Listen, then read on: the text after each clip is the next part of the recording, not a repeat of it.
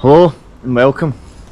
Today we have got something quite different for you, as today we are at a more modern site which has a much more ancient design. We are at the Glasgow Necropolis.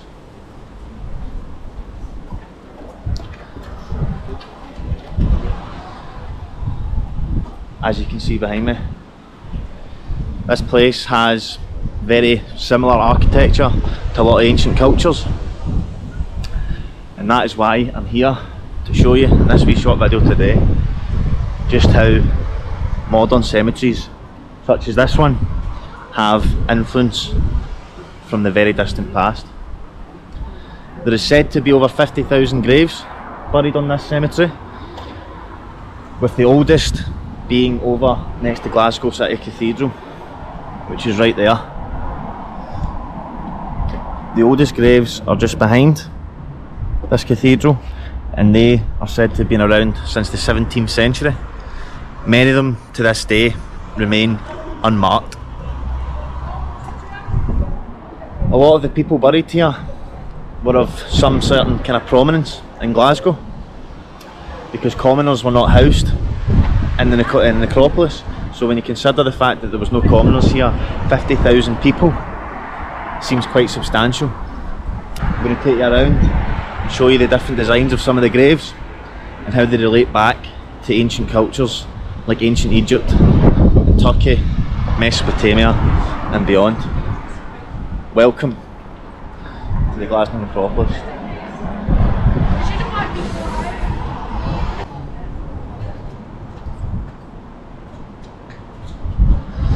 These are actually catacombs, believe it or not.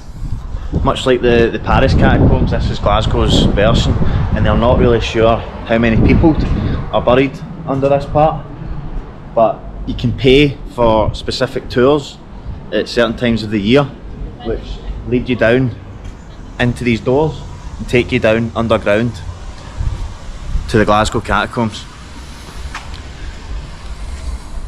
Let's venture up and we'll look at some of the architecture of the graves. As I walk through this cemetery, I wanted to show you some of the fascinating architecture of this place and how it relates to more ancient cultures, as I've mentioned, like Egypt and specifically Rome. Because this grave here, you can quite clearly see the relation of the pillars, which are very significant in Rome. And you see a lot of this throughout this cemetery, and is what I mean how this was one of the first cemeteries in modern Britain to be influenced by ancient cultures, and that is also why it is named the Glasgow Necropolis. Just like this one as well, you can see the pillars on both sides. This one is from a famous guy called James Dunlop, who was Lord of Tall Cross, who was wealthy and had quite a lot of influence in Glasgow.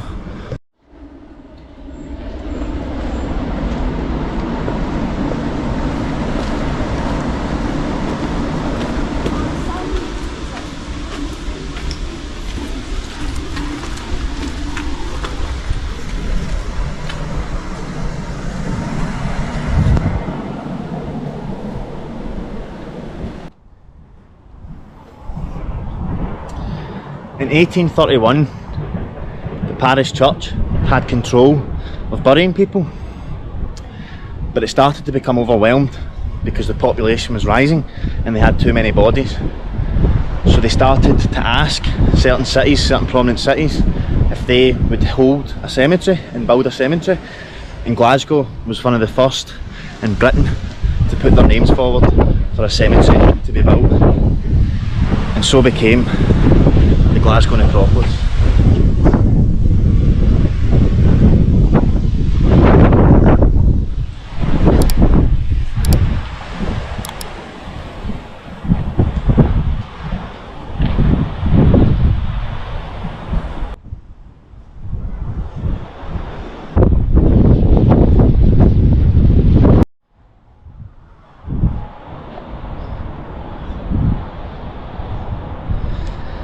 Probably the best known ancient necropolis is in Giza, which is obviously made famous by the Giza pyramids, the Great Pyramids of Giza, which are included in the 7 ancient wonders of the world. Many other modern necropolises now exist, with Rockhold in New South Wales being one of the largest, and Coma in California, United States, also being a very significant necropolis, much like the one we're in today, that is built and based off of a lot more ancient structures and ancient architecture, which you can see remnants of throughout many of the highly significant graves within this site, such as this one right here.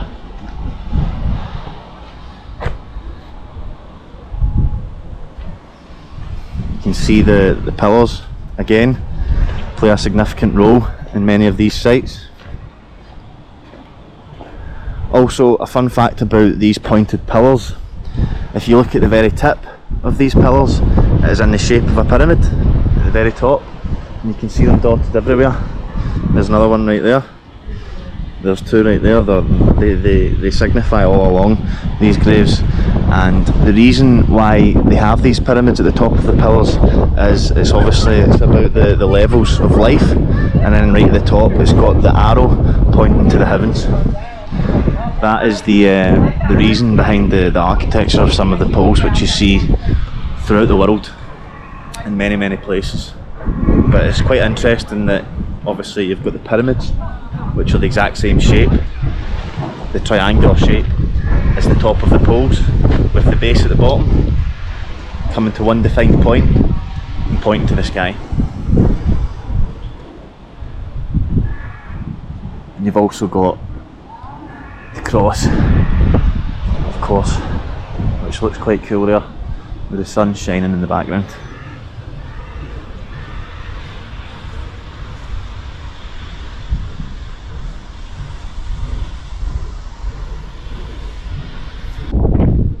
In modern culture, the Batman was recently filmed here towards the end of the film, the movie with Robert Pattinson and Zoe Kravitz in it.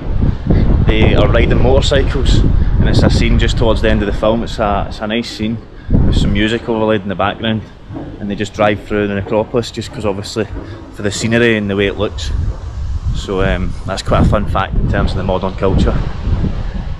Another final fact about the Glasgow Necropolis before we end the video today is that back during the height of the British Empire, Glasgow was known as the second city, with London being the capital and the main city, but Glasgow had the second city status when the British Empire was at its height and at its prominence.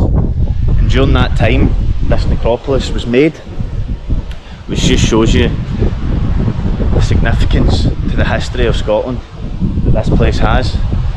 And not only Scotland, but one of the biggest empires to ever walk the earth.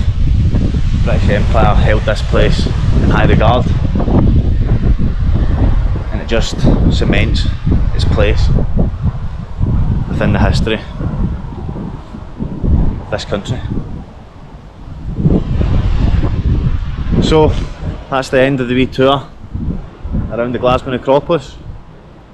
If you like videos talking about history such as this one, if you could maybe subscribe and give us a wee like and a comment saying what you think about this beautiful place, that would be much appreciated. But anyway, from me, thank you, and I'll see you in the next one. Cheers.